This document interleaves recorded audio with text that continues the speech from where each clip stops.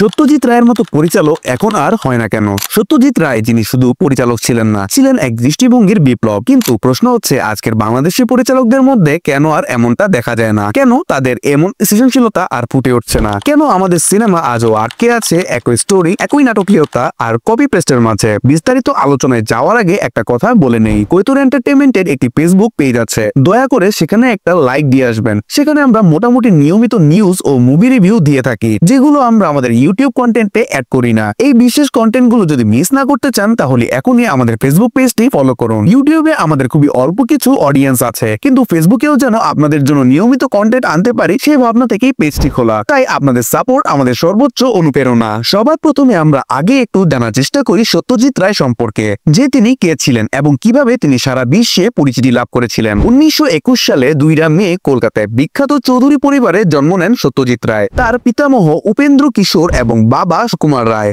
বাংলা সাহিত্যের 2 অমূল্য রতন। তাদের পূর্বপুরুষের ভিটে ছিল বাংলাদেশের কিশোরগঞ্জ জেলার কুটিদাইতে। শিক্ষা জীবনে তিনি পড়েছেন প্রেসিডেন্সি কলেজ এবং বিশ্বভারতীয় রবীন্দ্রনাথ ঠাকুরের প্রতিষ্ঠিত শান্তিনিকেতনে। চলচ্চিত্র নির্মাতা হিসেবে তার আগ্রহ তৈরি হয় লন্ডনে ফরাসি ও ইতালিয়ান সিনেমা দেখে। এরপর 1955 সালে তৈরি করেন প্রথম চলচ্চিত্র পথের পাঁচালী, যা কেবল বাংলায় নয় গোটা বিশ্বের নজর কাড়ে। এই সিনেমাটি পায় মোট 11টি আন্তর্জাতিক পুরস্কার, যার মধ্যে অন্যতম হচ্ছে কান ফেস্টিভ্যালে পাওয়া হিউম্যান ডকুমেন্ট অ্যাওয়ার্ড। 1955 সালে মুক্তি পাওয়া পথের পাঁচালী দিয়ে যাত্রা শুরু করেছিলেন সত্যজিৎ রায়। তিনি সিনেমা বানিয়েছেন সাহিত্য থেকে, বাস্তবতা থেকে, সমাজের গভীরতা থেকে। তার সিনেমায় ছিল নীরবতা, গভীরতা, ক্যারেক্টারের মনস্তাত্ত্বিকতা। তার ক্যামেরা শুধু দেখতো না, অনুভব করাতো। এটাই হলো আসল চলচ্চিত্র। পথের পাঁচালী, অপরাজিত, অকু সংস্কার, এই 3টি চলচ্চিত্র একসাথে পরিচিত অপু ট্রিলজি নামে। বিশ্ব সিনেমার ইতিহাস হিসাবে এটি একটি ম্যাগনাস ওপাস বা শ্রেষ্ঠ কীর্তি হিসেবে বিবেচিত। এই টিজারটি বাংলা সমাজ, পরিবার, শিশুর মনস্তাত্ত্ব সবকিছুকে তুলে ধরেছে চিত্রনাট্যে অদ্ভুতপূর্ব মানবিকতার ছোঁয়া দিয়ে। সত্যজিৎ রায় শুধু চলচ্চিত্র নির্মাতা ছিল না, তিনি ছিলেন ছোট গল্প, ফেলুদা ও প্রফেসর শঙ্কর কুমারের মতো কালজয়ী চরিত্র সৃষ্টি করেছিলেন। তিনি নিজেই নিজের বইয়ের প্রচ্ছদ আঁকতেন, সিনেমার পোস্টার ডিজাইন করতেন, এমনকি সিনেমার মিউজিক নিজেই পরিচালনা করতেন। এমন প্রতিভা একাধারে শিল্পী, দার্শনিক এবং ভাবুক। 1952 সালে মৃত্যুর আগে তিনি পান চলচ্চিত্র জগতের সর্বোচ্চ স্বীকৃতি একাডেমিক অনারারি অ্যাওয়ার্ড বা অস্কার, যা সারা জীবনের অবদানের জন্য ছিল। তিনি একমাত্র ভারতীয় যিনি একাডেমিক অনারারি অ্যাওয়ার্ড সম্মান অর্জন করেন। মার্টিন স্কর্সেসে, আকিরা কুরোসাওয়ার মতো কিংবদন্তিরাও তার কাজের অনেক প্রশংসা করেছেন। সত্যজিৎ রায় লিখেছেন অসংখ্য ছোট গল্প, যার মধ্যে অনেকগুলোর নাম 1 ডজন গল্প, বহুরূপী, একটি ভূতের গল্প ইত্যাদি নামে প্রকাশিত হয়েছে। ফেলুদা সিরিজের রহস্য ধাঁধা, বিশ্লেষণ ক্ষমতা আর শঙ্কুর সিরিজের বৈজ্ঞানিক কল্পকাহিনী মিশে গিয়েছে নিখুঁতভাবে। তিনি লিখেছেন আওয়ার ফিল্ম, দেয়ার ফিল্ম, হিচকক থেকে চার্লি চ্যাপলিন সম্পর্কীয়। তার সাহিত্য থেকে রহস্য, ভয়, কৌতুক আর গভীর জীবনের দর্শন খুঁজে পাওয়া যায়। এখন আসি বাংলাদেশের পরিচালকের সমস্যা কোথায়। আমাদের দেশে অনেক প্রতিভাবান পরিচালক আছেন, এটা কেউ অস্বীকার করতে পারবে না। তবে প্রশ্ন হচ্ছে, তারা সত্যজিৎ রায়ের মতো সময়কে ছাপিয়ে যাওয়া শিল্পঘন, দর্শন সমৃদ্ধ মৌলিক কাজ করতে পারছেন না কেন? এই সমস্যাটা আসলে গভীরে। মূলত 3টি জায়গার সংকট স্পষ্ট হয়ে ওঠে: মৌলিকতার অভাব, চিন্তার গভীরতা কমে যাওয়া, শিল্পের প্রতি প্রেম হারিয়ে ফেলা ও ব্যবসা বাণিজ্যে মুখ থুবড়ে পড়া। বাংলা সিনেমা ইন্ডাস্ট্রিতে 1970 থেকে 80-র দশকে যে জায়গায় দাঁড়িয়েছে, সেখান থেকে আমরা অনেকটাই পিছিয়ে আছি। আজকের দিনের পরিচালকেরা একটা ফর্মুলা মেইনস্ট্রিম ধরেই যেন চলছেন, একই ধাঁচের একই গল্প, একই ভিলেন আর একই নায়কের চিরচেনা লড়াই। অথচ এখনো অনেক প্রতিশ্রুতিশীল পরিচালক আছেন যারা আলাদা কিছু করতে চাচ্ছেন। যেমন আমরা যদি বলি তৌকির আহমেদের কথা, তার অজ্ঞাতনামা, হালদা, ফাগুন হাওয়া, দারুচিনির দ্বীপ এর কথা। তার কাজগুলোতে বাস্তবতার ছোঁয়া, মানবিক সংকট ও সামাজিক বার্তা থাকে। তিনি প্রমাণ করেছেন বাংলাদেশের সিনেমাও নান্দনিক হতে পারে। মোস্তফা সরওয়ার ফারুকী টেলিভিশন, ডুব, made in Bangladesh, third person singular number দিয়ে অনেক চলচ্চিত্র আমাদের উপহার দিয়েছেন। তিনি আধুনিক চিন্তাধারার নির্মাতা। তার চলচ্চিত্রে থাকে সামাজিকতার বিশ্লেষণ, আত্মপরিচয়ের দ্বন্দ্ব ও ব্যক্তিগত ট্র্যাজেডির চিত্র। এখন যদি আমরা বর্তমান যুগের এক ডিরেক্টরের কথা বলি, তাহলে বলতে হবে রায়হান রাফির কথা, যে স্বপ্নজাল, দামাল, পরাণ, সুরঙ্গ এবং বর্তমানে তুফান ও তাণ্ডবের মতো সিনেমা আমাদের উপহার দিয়েছেন। তিনি বাংলার হলে একটি আলোচিত নাম। কমার্শিয়াল গল্পে জাতীয়তাবাদ, প্রেম ও থ্রিলার মিশ্রণে তৈরি করে আলোচনায় এসেছেন তিনি। ঠিক তার মতো আরেকজন আছেন সুমন ধর। মিশন এক্সট্রিম, শান, ইত্যাদি সিনেমা তিনি দর্শককে উপহার দিয়েছেন। অ্যাকশনধর্মী সিনেমাগুলোকে আধুনিক ভিজুয়াল প্রযুক্তিগত মানে নিয়ে গেছেন তিনি। তার কাজগুলোতে আছে বলিউড হলিউডের অনুপ্রেরণার ছাপ, যা বাংলাদেশের নতুন মাত্রা এনেছে। এখন যদি আমরা কথা বলি মালেক আফসারের, তাহলে তিনি এই তো প্রেম, পাসওয়ার্ড, অন্তর্জালের মতো ছবি নির্মাণ করেছেন। তিনি মূলত মাস মার্কেট সিনেমার পরিচালক। সাকিব খানের হাইপ কাজে লাগিয়ে তিনি বক্স অফিসে সফলতা পেয়েছেন, কিন্তু গল্প নির্মাণে তার মৌলিকতার অনেক ঘাটতি রয়েছে। তারপর যদি আমরা আসি শাহিন সুমনের কাছে, একাধিক রোমান্টিক ও অ্যাকশনধর্মী সিনেমা বানিয়েছেন, তবে বেশিরভাগ ক্ষেত্রেই পুরনো গল্প ঘুরিয়ে ফিরিয়ে দেখানো হয়েছে। কিন্তু অপরদিকে যদি আমরা বদরুল আমান সৈয়দের কথা বলি, বুহিন বালুচক, তার সিনেমাগুলোতে গ্রাম বাংলার আবহাওয়া, প্রেমের নির্মলতা ও কাব্যিক নির্মাণ লক্ষ্য করা যায়। এবং আমরা যদি নওয়াজিশ আলী খান এবং হুমায়ুন আহমেদের কথা বলি, তো এই দুই নির্মাতার কাজ আজও আমাদের জন্য রেফারেন্স হিসেবে ব্যবহৃত হয়। তারা গল্প বলার দারুণ ক্ষমতা রাখতেন, চরিত্রের ভেতরে ঢুকিয়ে দিতে পারতেন দর্শককে। তবু এখন কথা হচ্ছে সমস্যা কোথায়। অধিকাংশ পরিচালকের কাজ দেখে এখনো মনে হয় তারা যেন একটা নির্দিষ্ট সেফ জোনের বাইরে যেতে ভয় পান। এই ধরনের গল্প, ক্লাইম্যাক্স, গান, সংলাপ সবই যেন কপি পেস্টের ফর্মুলা।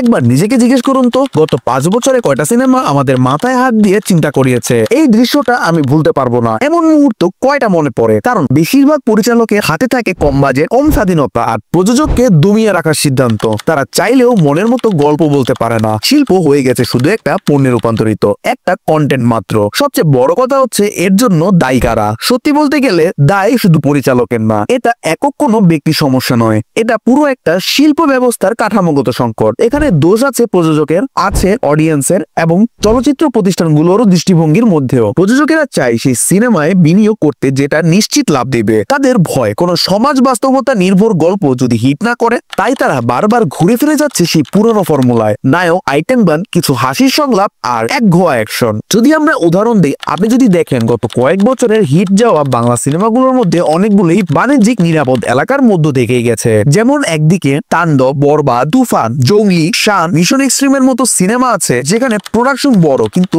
গল্প খুব একটা নতুন নয়। অন্যদিকে যারা নতুন কিছু করার চেষ্টা করছেন, যেমন মেড ইন বাংলাদেশ, রেহানা মরিয়ম নূর, তারা আন্তর্জাতিকভাবে প্রশংসা পেলেও দেশের হলে জায়গা পাননি। তাহলে কি আমরা বলতে পারি এর জন্য অডিয়েন্সরাও দায়ী? আমরা নিজেরাই যদি গভীর গল্প দেখতে না চাই কিন্তু চিন্তা করার মতো সিনেমা সময় না দিই, তাহলে সেই ধরনের সিনেমা বানানোরও তো উৎসাহ থাকবে না। প্রথম সপ্তাহে যদি সিনেমা হাউসফুল না হয়, প্রযোজকেরা ধীরে ধীরে সাহস হারিয়ে ফেলেন। এভাবে গড়ে ওঠে একটা বিষাক্ত চক্র। পরিচালকের হাতে বাজেট কম মানে ঝুঁকি কমাতে হয়, ঝুঁকি কমানো মানে সৃজনশীলতা কমিয়ে দেওয়া। আবার সেই পুরনো গল্প, সেই নিরাপদ কন্টেন্ট, আর দর্শকেরাও ধীরে ধীরে কন্টেন্টের মান নিয়ে হতাশ হয়ে পড়ে। এর ফলে কি হয়? চলচ্চিত্র একটা শিল্প না থেকে পরিণত হয় এক ধরনের পণ্যতে, একটা প্যাকেজ প্রোডাক্ট যেখানে একটা নির্দিষ্ট তারিখে রিলিজ হবে, কিছু নির্দিষ্ট অভিনেতা থাকবে, কিছু ভাইরাল সংলাপ থাকবে, তবে তার ভেতরে থাকবে না কোনো আত্মা। এমনকি ফিল্ম স্কুল থেকে বের হওয়া অনেক তরুণ পরিচালকও বাধ্য হন বাণিজ্যিক সিনেমার সেই পুরনো ছাঁচে নিজেকে খাপ খাওয়াতে। তারা জানে নতুন কিছু করলে এটা প্রযোজক নাও নিতে পারে, সিনেমা হলে নাও চলতে পারে। তাহলে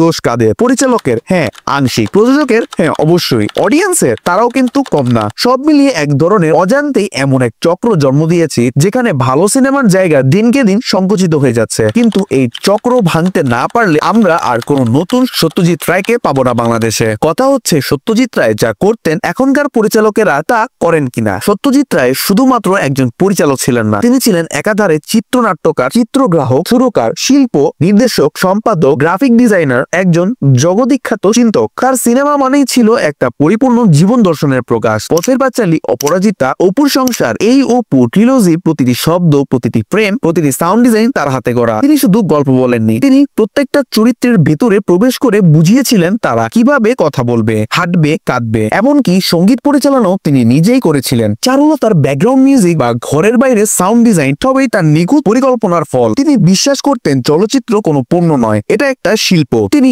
স্ক্রিপ্ট লিখতেন বহু মাস গবেষণা করে, প্রতিটি চরিত্রকে তার মনের কল্পনার ভেতরে আগেই বাঁচিয়ে তুলতেন। তার সাহিত্য অনুধাবন ক্ষমতা ছিল বিস্ময়কর, যা তিনি রবীন্দ্রনাথ ঠাকুর বা বিভূতিভূষণ বন্দ্যোপাধ্যায়ের মতো তার নিজস্ব লেখায় প্রমাণ করেছিলেন। তাহলে প্রশ্ন আসে, আজকে পরিচালকেরা এই চর্চা কেন করে না? আজকে অনেক পরিচালক, বিশেষ করে যারা মূলধারা বা মেইন স্ট্রিম ধারার কাজ করেন, তারা অনেক ক্ষেত্রেই স্টার পাওয়ার, ভিএফএক্স আর বাজেট মূল্যের উপর বেশি নির্ভরশীল হয়ে পড়েছে। অনেকেই এখন পরিচালক মানে শুধু মেগাফোন ধরে শট নেওয়া বোঝে, কিন্তু সিনেমা সিনেমার প্রান্ত লুকিয়ে থাকে ক্যামেরার কোণে, শব্দের ব্যবধানে, আলো ছায়ার খেলায়, তার চরিত্রের নিঃশ্বাসে। আজকের অনেক পরিচালক গল্প বা চিত্রনাট্যের গবেষণায় সময় দিতে চায় না। তারা ভাবে তার থাকলে তো চলবে, এমন মানসিকতা থেকেই চলে আসে সেই এক ধরনের এক ঘিরে ফর্মুলা। হিরো থাকবে, প্রেমিকা থাকবে, ভিলেন থাকবে, আর কিছু মারামারি আর ডায়লগ। কিন্তু প্রশ্ন হলো, মানুষ কি শুধু বিনোদনের জন্যই সিনেমা দেখে? না, মানুষ সিনেমায় খোঁজে নিজেকে, তার সমাজকে, তার অজানা কষ্ট আর সুপ্ত স্বপ্নকে। সত্যজিৎ রায় যখন ক্যামেরার পিছনে দাঁড়াতেন, তিনি ভাবতেন, আমি কিভাবে একজন মানুষের জীবনকে, তার আনন্দ বেদনাকে, নিঃসঙ্গতাকে তুলে ধরতে পারি। আজকের পরিচালকদের মধ্যে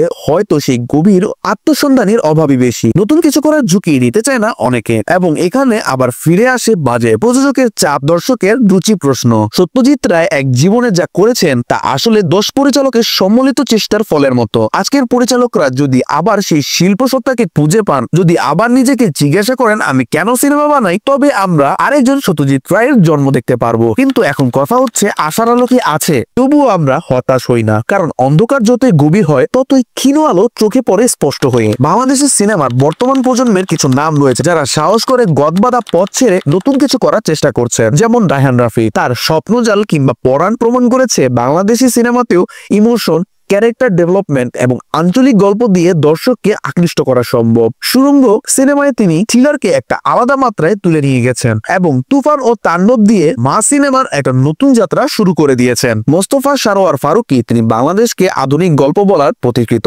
টেলিভিশন, ডুব, এই সিনেমাগুলোর মধ্যে তিনি প্রমাণ করেছে যে এটি সিনেমা শুধু বিনোদন নয়, সমাজের আয়নাও হতে পারে। তার সিনেমাগুলো আমাদের ভাবায়, প্রশ্ন তোলায়। তানিম নূরের ওয়েব সিরিজ শনিবারের বিকেল 71, এইগুলোতে উঠে এসেছে বাস্তবতা, মানবিক সংকট এবং রাজনৈতিক থিম। তানিম নূর প্রমাণ করেছে ডিজিটাল প্ল্যাটফর্মের মধ্যেও শক্তিশালী গল্প বলা সম্ভব। নতুন এক প্রজন্ম আছে যারা নিজেদের গল্প বলতে চায়। আদনান আল রাজীবের মতো পরিচালকেরা বিজ্ঞাপন জগৎ থেকে শুরু করে ওটিটি প্ল্যাটফর্মেও দর্শকদের মন জয় করেছেন। তবুও কেন তারা সত্যজিৎ রায়ের মতো হতে পারছেন না? সত্যজিৎ রায় ছিলেন একজন চিত্রকর, সঙ্গীত পরিচালক, সম্পাদক, এমনকি নিজের সিনেমার পোস্টার ডিজাইনারও। তিনি সিনেমাকে শুধুমাত্র চিত্রধারণ নয়, এক ধরনের দর্শনের প্রকাশ হিসেবে দেখতেন। তারপর আমরা দেখি পথের পাঁচালী, চারুলতা, অপু সংসার, নায়ক, এইসব সিনেমা একটা সময়, একটা সমাজ, একটা মনস্তাত্ত্বের আয়না। আজকের পরিচালকেরা হয়তো ভিজুয়ালি উন্নত কাজ করছে, কিন্তু সেই দার্শনিক গভীরতা, মননশীলতা আর আবেগী সূক্ষ্মতা এখনো অনুপস্থিত। কথা হচ্ছে কেন? কারণ সময় বদলেছে। এখন একদিকে কর্পোরেট প্রয়াস, অন্যদিকে কম সময় কম বাজেটের সিনেমা বানানোর ছেলে। একজন পরিচালক এখন আর ভাবনার সময় পায় না, তাকে মাসে একটা সিনেমা বানাতে হয় বাজারের চাপ মেটাতে। তবে কি সব হারিয়ে গেছে? না, আসার জায়গাগুলো এখনো আছে। আজ যদি প্রযোজক সত্যিকার গল্পে বিনিয়োগ করেন, দর্শক যদি চায় ভিন্ন কিছু দেখতে, আর পরিচালক যদি আবার শিল্পকে ভালোবাসে বাণিজ্যের বাইরে গিয়ে, তবে আবারও ফিরে আসতে পারে সত্যজিৎ রায়। যুগের মতো একটা নবজাগরণ। বাংলাদেশের অনেক তরুণ পরিচালকের মধ্যে সেই সম্ভাবনা আছে, কিন্তু দরকার সাপোর্ট, ধৈর্য ও সঠিক প্ল্যাটফর্ম। ওটিটি প্ল্যাটফর্ম, আন্তর্জাতিক কো-প্রোডাকশন, ফিল্ম স্কুল ও স্ক্রিপ্ট রাইটিং ওয়ার্কশপ, এসব যদি বাড়ানো হয়, তাহলে 10 বছর পর এই দেশে থেকেও বেরিয়ে আসবে এমন সিনেমা যা কানে, বার্লিন, ভেনিস গিয়ে গর্জে উঠবে। সত্যজিৎ রায় ছিলেন এক অনুপ্রেরণা, কিন্তু তার মতো হওয়ার জন্য দরকার শিল্পের প্রতি নিঃস্বার্থ ভালোবাসা। তাই বলবো, একটা সিনেমা শুধু বিনোদন নয়, সেটা একটা ভাষা, একটা শিল্প। আর এই শিল্পকে বাঁচাতে হলে আমাদের সবাইকে চিন্তা করতে হবে একটু গভীরভাবে। আপনারা কি ভাবেন, বাংলাদেশের সিনেমায় সত্যজিৎ রায়ের মতো চিন্তাবিদের অভাব কেন? কমেন্টে জানান আপনার মতামত। ভিডিওটি ভালো লাগলে শেয়ার আর কৈতর এন্টারটেইনমেন্টকে সাবস্ক্রাইব করতে ভুলবেন না। দেখা হচ্ছে পরবর্তী নতুন কোনো ভিডিওতে। Till then, good bye, tata.